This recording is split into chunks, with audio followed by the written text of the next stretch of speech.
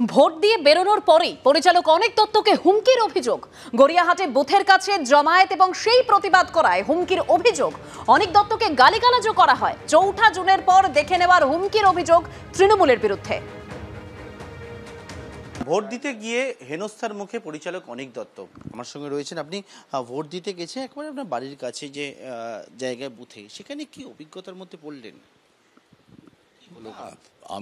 আমার যেই বাড়িটা আছে সেটার হিন্দুস্তান রোড দিয়ে আমায় বেরোতে হয় আর কি, কস্তুরি এটার পর।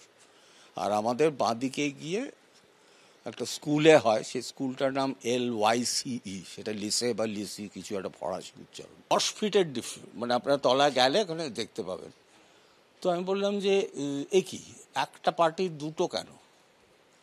তো যেহেতু এই ভদ্রলোক উদ্যোগ নিচ্ছিলেন, আমি ওকে ডেকে জিজ্ঞেস করলাম যে দাদা এরকম কি হওয়ার কথা? বলো না তো, এই তোমরা এখান থেকে ওঠো ওঠো ওঠো। এবং তৃণমূলের তো সে কি যে বলার চেষ্টা করলো, এইটা হলো গড়চার। আমি বললাম 10 ফিটের মধ্যে তোমার কি করে দুটো জায়গার দুটো বুথ হয়? একটা সেটা, আরেকটা হলো একটা ফ্লেক্স লাগা ছিল, তাতে মমতা ব্যানার্জি, মালা রায়, অভিষেক ব্যানার্জি। আমি বললাম এইটা কি থাকার কথা? ইয়েকে জিজ্ঞেস করলাম, ইলেকশন কমিশন। তো বলো না না না এটাই, তোমরা খোলো এটা। খুব রিলাক্টেডলি, প্রায় জোর করে ওদের খোলাতে হলো, ওদের পেছনে ঘুরিয়ে রাখলো। তো তারপর ওই জিনিসপত্র ওরা বললো, অর্ডার দিয়ে দিল যে তোমরা এই পুরোটা সরিয়ে নাও, মানে ডিসম্যান্টল। ভোটটা দিয়ে ফেরত আসছি, তখন দেখলাম ঝাঁকে ঝাঁকে ছেলে মহিলা এই বস্তিতে থাকেন, আশেপাশে কাজ করেন, এবং খেলা হবে খেলা হবে বলতে বলতে আর হ্যাঁ আমার কানে এবং সামনে এসে কেন তোমার জন্য আমি কেন দাঁড়াবো, যা বলার আমার সাথে হাঁটতে হাঁটতে বলো। হ্যাঁ, কি বলে যান আপনি, কি হানা টানা ধমকে। আমি বললাম আমি ধমকাইনি, প্রথমে বলেছিলাম ওদের, তো শোনেনি।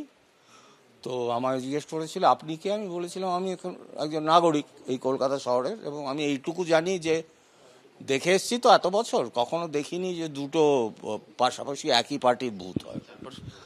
তারপর বললো না এরকম আমরা করে এসছি। আমি বললাম এরকম আমরা করে এসছি, এটা কোনো বিয়ে নাকি, কোনো অজুহাত নাকি যে আমি আগেও চুরি করেছি এখনো চুরি করবো?